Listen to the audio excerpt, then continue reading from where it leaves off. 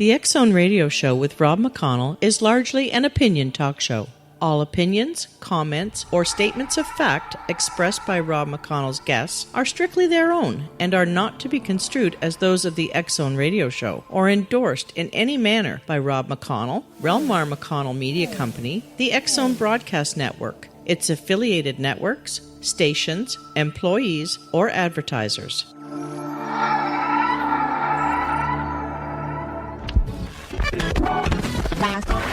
All Hit Radio.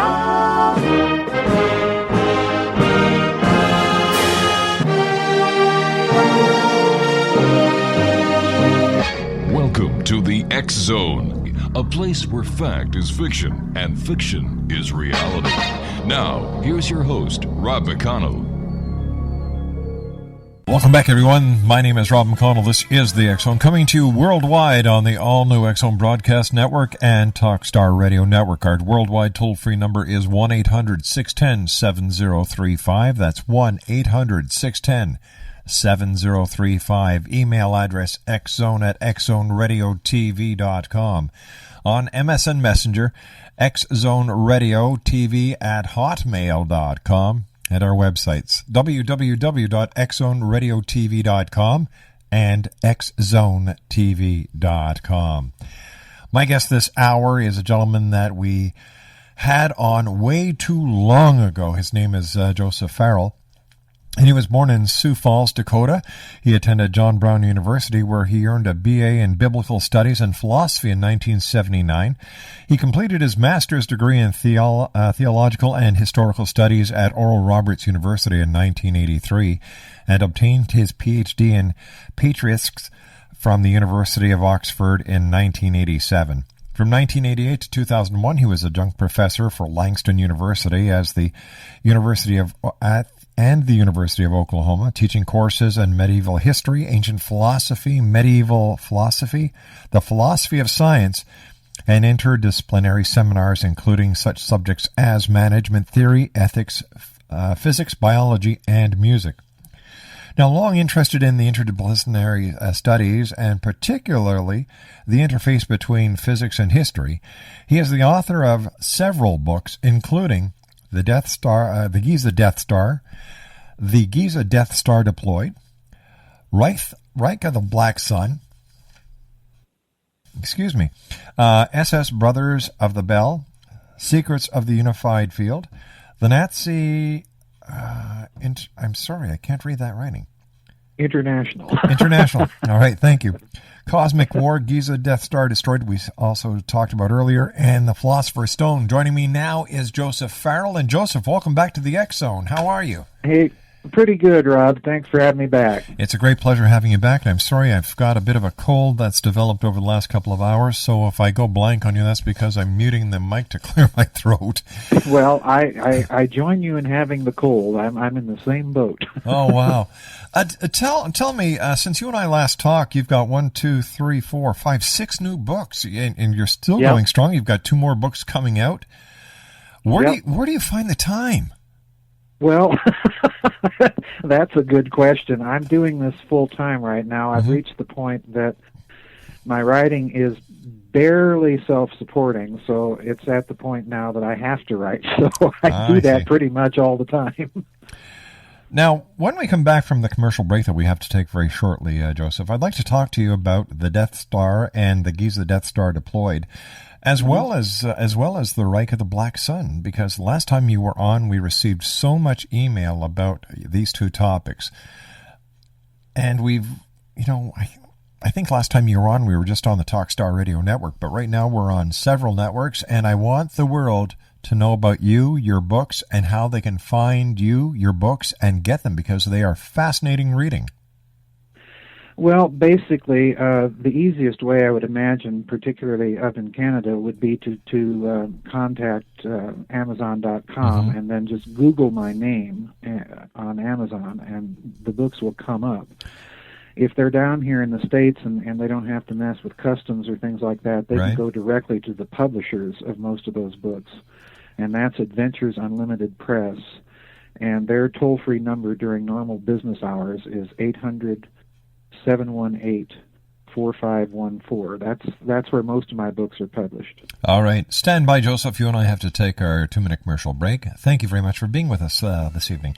Joseph Farrell is our special guest, www.gizadeathstar.com. That's www.gizadeathstar.com.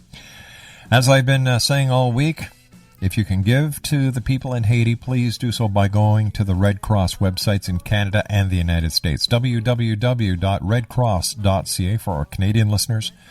And for our good friends in the great US of A, www.redcross.org.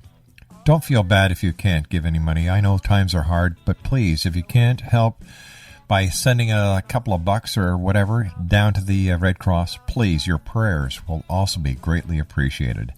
Joseph Farrell and I will return on the other side of this commercial break as the X Zone continues from our studios in Hamilton, Ontario, Canada, live and around the world on the all-new X Zone Broadcast Network and the Talkstar Radio Network.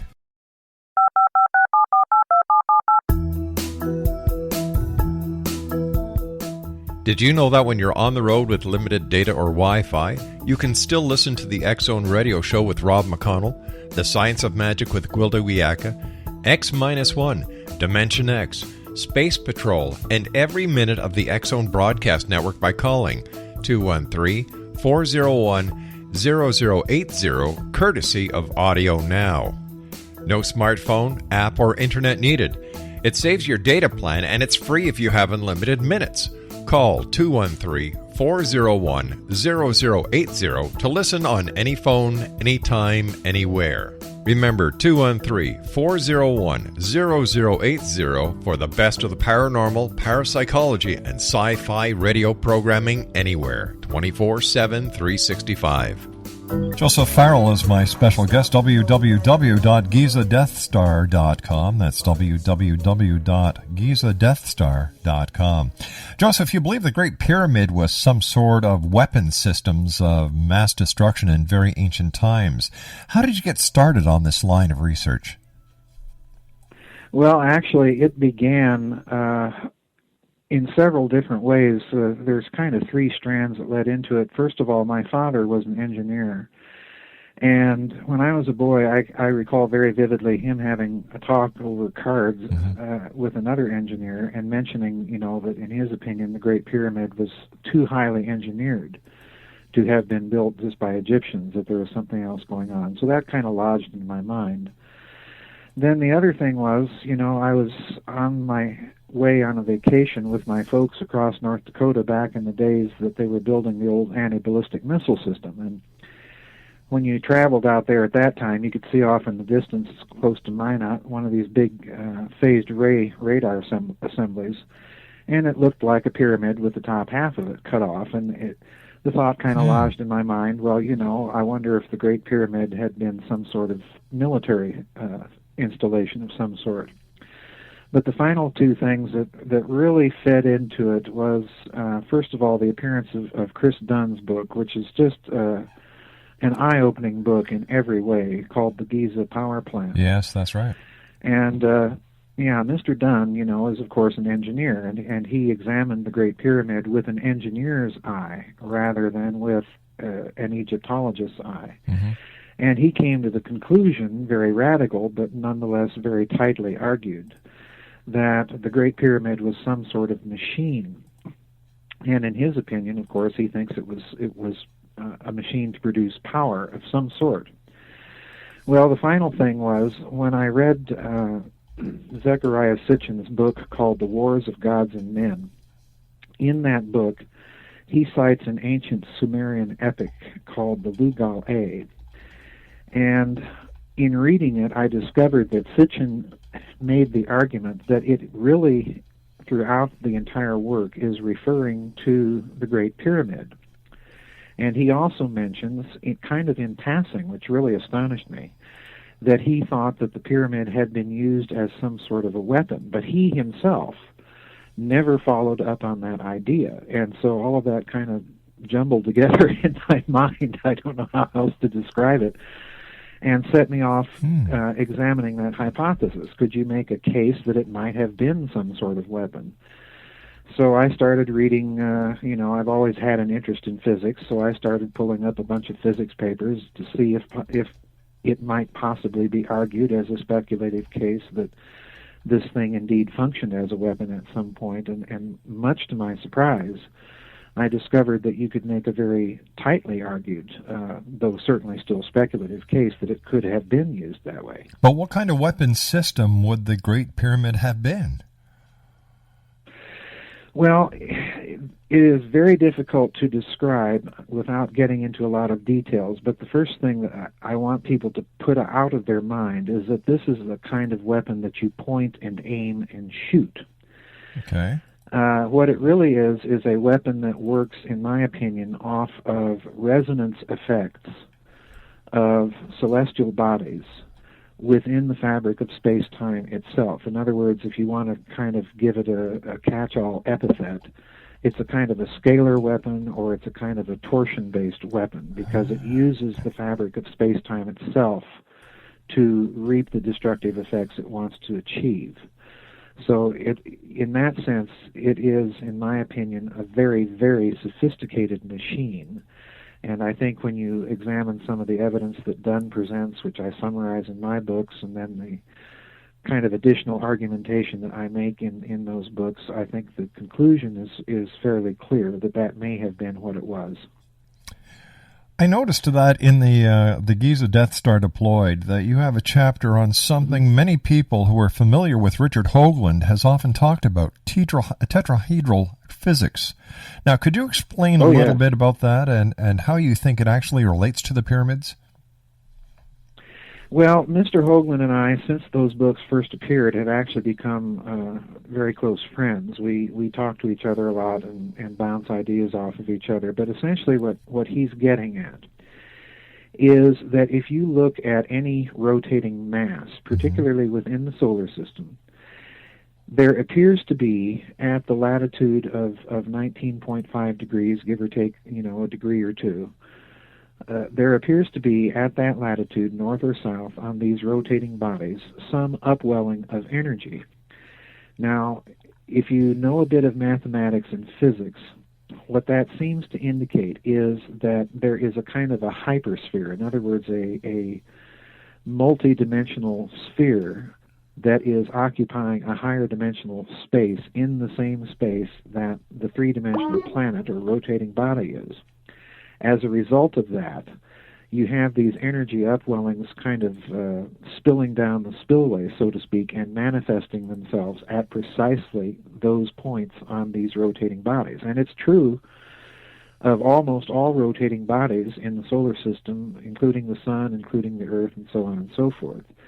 So he believes this is a clue to the physics. Now, the way I tie it into the pyramid is if you take two tetrahedra and rotate them inside a common axis of rotation, perpendicular to each other, what a physicist would call an orthorotation, what you'll end up with is a three-dimensional representation of what we would call the Star of David, in other words, the six-pointed star. Now, if you do the same thing at Giza, if you run an axis of rotation down through the Great Pyramid, and I show this overlay in the Giza Death Star deployed, if you take the Giza complex and rotate it first through 120 and then through 240 degrees along the axis of rotation through the Great Pyramid, what you end up precisely again is a representation of this six-pointed star. In other words, a two-dimensional analog of ortho-rotated tetrahedra. So that to me tells me if the pyramid is first a machine, and secondly a weapon, and thirdly a machine or a weapon that is reliant upon distortions in the fabric of space-time, which distortions are caused by rotation itself, then this implies to me that the entire compound of Giza was laid out to incorporate one and the same kind of physics, this hyperdimensional tetrahedral physics that Mr. Hoagland has been talking about for so many years. So that kind of in the Cliff Notes, in the Cliff Notes version is what I think the connection to be. All right, I have to ask you at this point, where did the Sure. ancient Egyptians, I nearly said ancient magicians, the ancient Egyptians get this technology? Well, in my opinion, Rob, I'm one of those people that genuinely and honestly believes that the oldest structures at Giza, namely the Great Pyramid and then the second large pyramid there, the Pyramid of Sefron, and some of the other structures, the temples that are there, and even the Sphinx itself, that these structures are too old to have been built by Egyptians. I think that they were actually legacies or monuments, if you will, of a much more sophisticated society that predated Egypt, and they're probably the only remaining monuments of that society. Is there a connection? So is there a connection between? Is there a connection between the Sphinx, the pyramid in Egypt, and the face on Mars? Then. Well, another good question, and to speculate a bit, I kind of hint at this in my book called The Cosmic War, because my thesis is if you look a little bit further into some of these ancient legends and so on, what you always bump up against is this idea that there was this enormously destructive war of the gods way, way, way eons ago.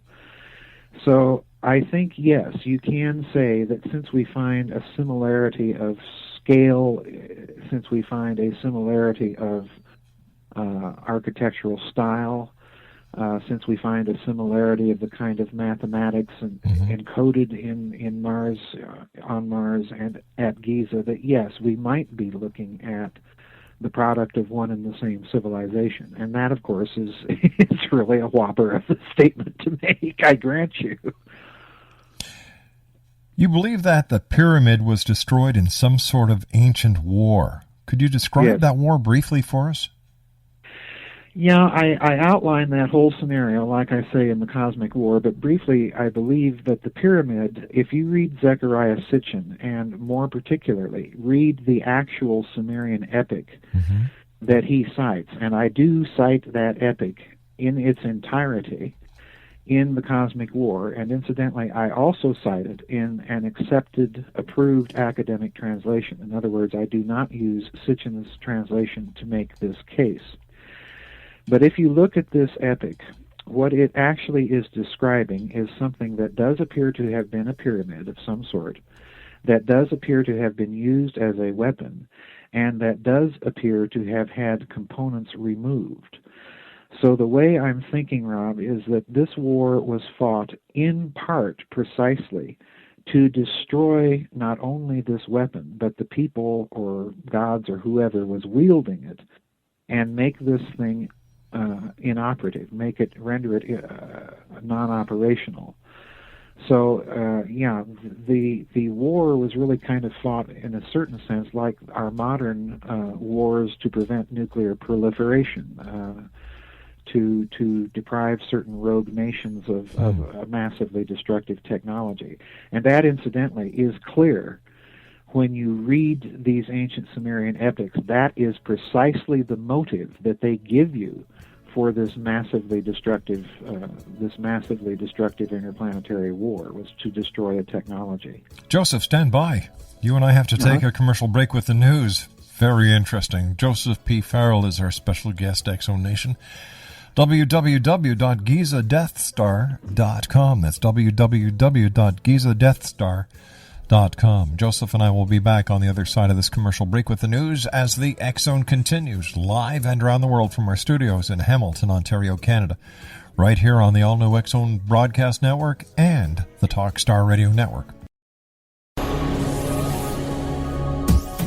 This is the X-Zone Broadcast Network, broadcasting worldwide on broadcast affiliates and satellite program providers, including CNN Broadcast Network, Sirius Satellite Network, Star Media, Good News Radio Network, Angel Broadcast Network, Wiki Broadcast Network, and WPBN TV. For more information on the X-Zone Broadcast Network, visit us at www.xzbn.net.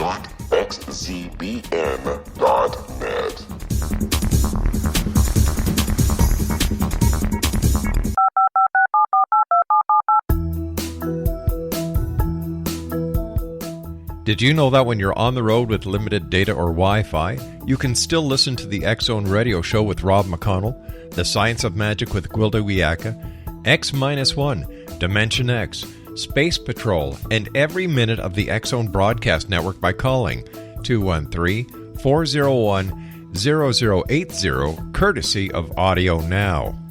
No smartphone, app, or internet needed. It saves your data plan, and it's free if you have unlimited minutes.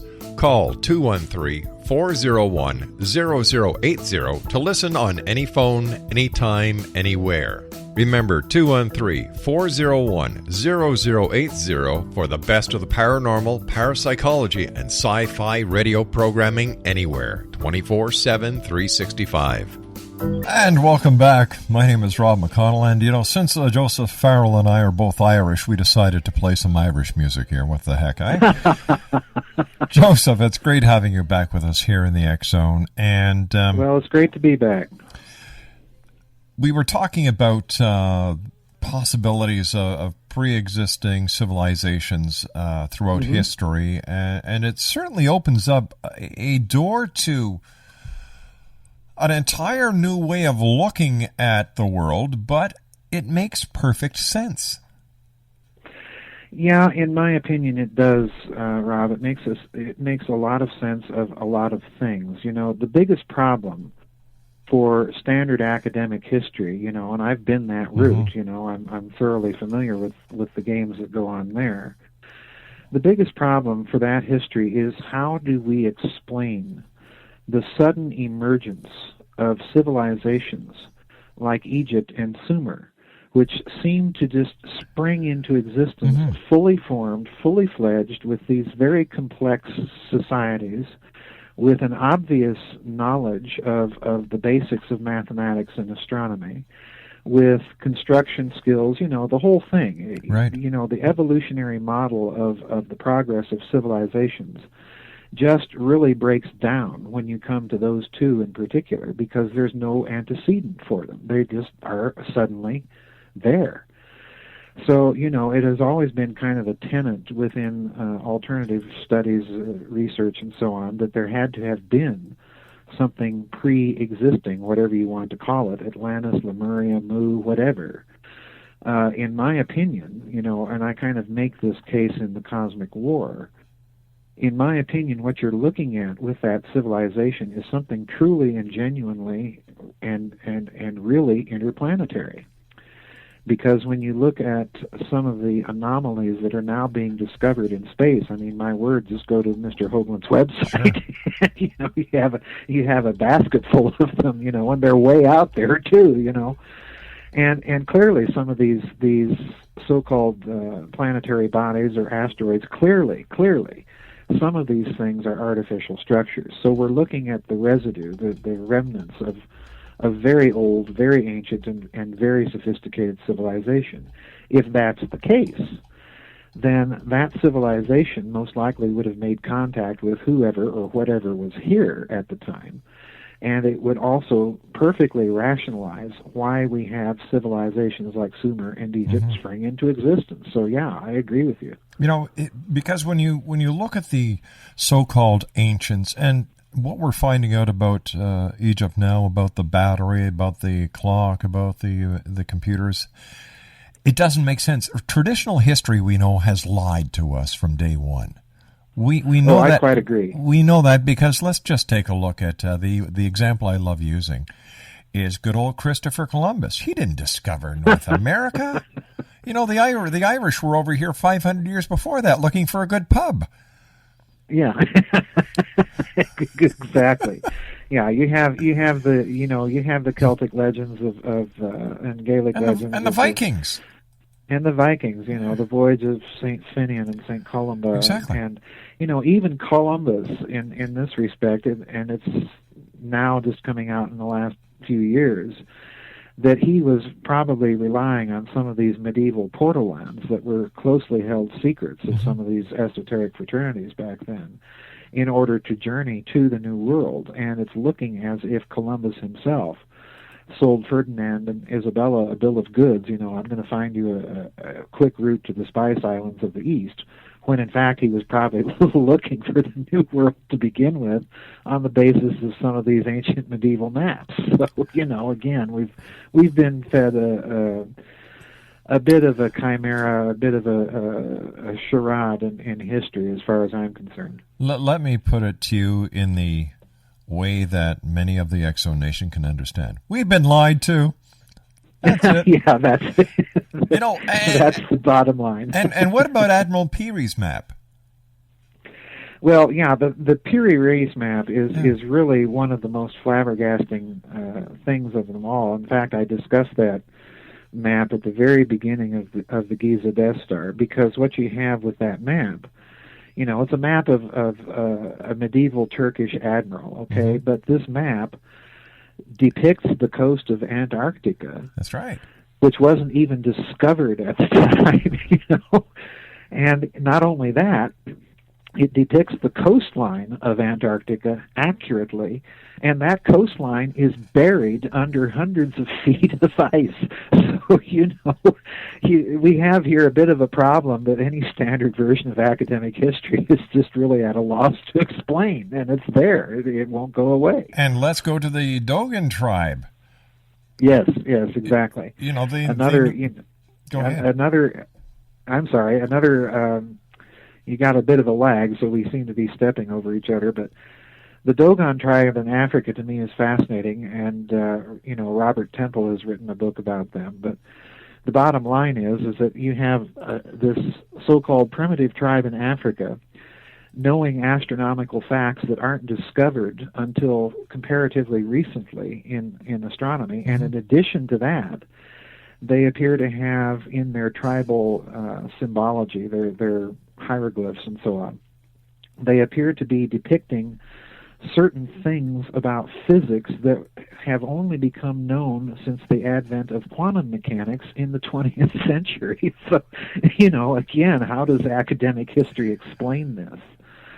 In my opinion, it really can't. And then we have the accuracy of the Mayan calendar. Once again, astronomy, that we're just learning about today. Here we have these so-called ancients who have this all figured out. And if we're just realizing what they knew years and years and years ago, what are we missing, Joseph? What is the big picture that we're missing? Well, that is an excellent question. And, basically most of my books are an attempt somehow to, if not to answer it, at least to flesh out the question sufficiently that an answer might eventually be given. But to boil it all down in a nutshell, Rob, I think what we're looking at here is there appears to have been in ancient texts, in Hermetic texts that are passed down, for example, by the alchemists during the Middle Ages and so on. In my opinion, we're looking at very carefully planned and very carefully coded or encoded scientific metaphors. And the reason that we're only finding these metaphors now is that our science and mathematics and engineering have progressed sufficiently in the last 150 years or so, so that we can look at these things and see them not so much as mythologies or metaphysical texts, but as texts containing a very advanced, very sophisticated physics and mathematics metaphor. And in fact, if you look at my book, The Giza Death Star Destroyed, what I do in that book, I have an appendix in it that is a chapter that I wrote with as much formal mathematical explicitness as I dared. And I even tell the readers of the book, if this, makes your eyes glaze over, skip it, because you're not going to really be missing anything in terms of the book. But what I attempt to show is that you can take certain passages in some of these ancient texts and actually use the formal notations of combinatorial topology to notate the concept that the text is talking about. Now that's a whopper. I grant you, that just seems outlandish, it seems absurd, but I can assure you that when you sit down and read the text themselves and then read how I kind of quote-unquote decode them, you'll see immediately what I'm talking about. These things are encoding a very, very sophisticated and, incidentally, a very, very modern physics metaphor for the fabric of space-time. Do you think as we start utilizing quantum physics more and more and more that the past and the present will come together to formulate the future? Yes, I do. In fact, I think, we have to go even a little bit further than that, and I'm going to crawl way out on a limb here. But I think what is going to happen, Rob, is that the standard models of ancient history, the academic models, are simply going to break down by the sheer weight of this process of decoding some of these ancient myths and monuments in scientific terms. I think this is an inevitability. It's going to happen. There's no stopping it now. And, unfortunately, the last ones that are going to see it are the people in the universities. Where do you see us with our research and our knowledge 20 years from now? Just taking a look into your crystal ball. Well, another excellent question, and quite frankly, I see the attempt of the global corporate elite to create a new world order, which only a very few at the top will be able to dominate that. I see that breaking down already. It's breaking down in so many ways. Number one, because the American empire and war machine is failing. The government here, at least, I can say with some confidence, is losing the people. And when this happens, the same thing will happen that happened in the old Soviet Union. It will just collapse. I see too much factional infighting. I see the inability of this corporate elite to control the advance of science and the proliferation of new technologies. I'm not saying that this is going to be a smooth transition at all. I think it's going to be rather rough and bumpy in places. But inevitably, with this new technology, there's also going to become a collapse and rethinking of fiscal and monetary policy. And the reason I say that is one of the books that I have coming out in a couple of months is a book called Babylon's Banksters. And in it, what I try to do is show the very deep and very ancient connection between a physics of open systems and, so to speak, free energy, and a financial system based on debt-free, state-created money, as opposed to a physics of closed systems, scarcity and resources, and a financial system based on a private monopoly issuing a currency for a nation. And of course, the big secret and the obvious secret is that when a bank issues a loan, it never issues the interest, it only issues the principal. So you have built into that economic system a kind of economic version of the physics that you're following, with a closed system of non-renewable, scarce resources, rather than a system and a physics based on open systems of energy that are more or less inexhaustible. So I think this is an inevitability. It is going to happen, and these so-called elites can either change and go with the flow, or they're just going to be as obsolete as the dodo bird. That's the bottom line. I'm betting on the dodo birds theory, because I don't think they want to change their mind. I'm betting on it too. Because unfortunately, they're too greedy for their own good. They lust for power, and they're not concerned about anyone else except themselves and their tight little clan that they've amassed around each other to secure each other, and it's pathetic. It really is. Do you think that the governments?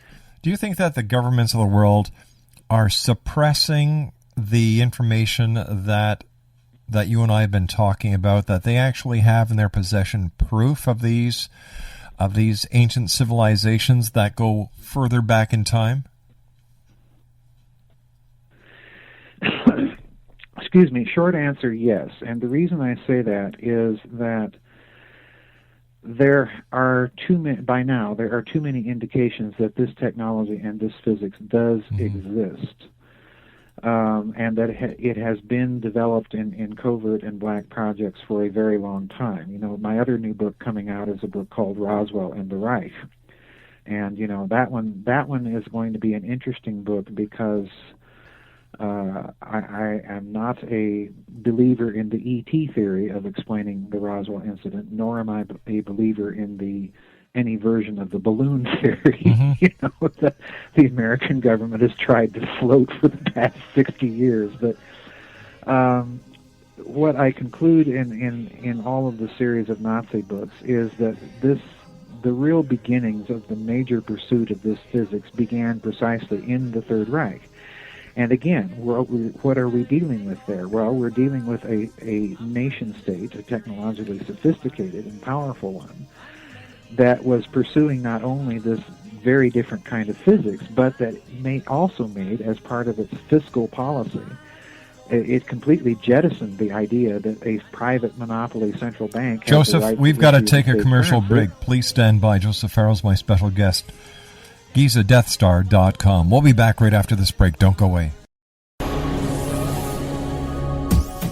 This is the X-Zone Broadcast Network, broadcasting worldwide on broadcast affiliates and satellite program providers, including CNN Broadcast Network, Sirius Satellite Network, Star Media, Good News Radio Network, Angel Broadcast Network, Wiki Broadcast Network, and WPBN TV. For more information on the X-Zone Broadcast Network, visit us at www.xzbn.net.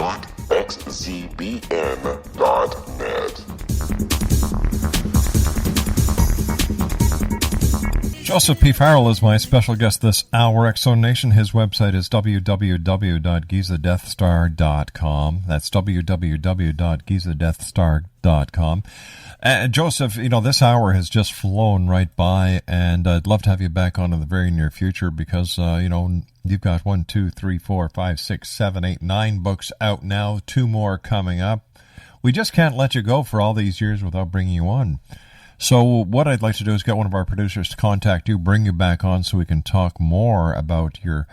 I love the way you think. I love the way you do your research, and it's always great having you here with us. Before we went to the commercial break, we were talking about the work that was done by the Third Reich and how you are tying it into Roswell in your upcoming book. The last time you and I were talking, you maintained that the A-bomb was but the tip of the iceberg of Nazi's secret weapons project. Right.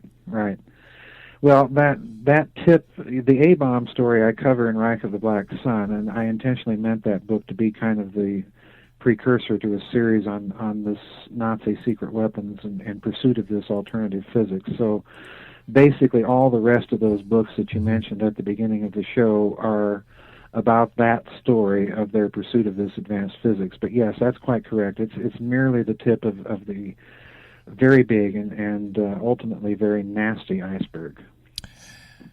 If the Nazis did have all this power at their fingertips, how come they lost the war?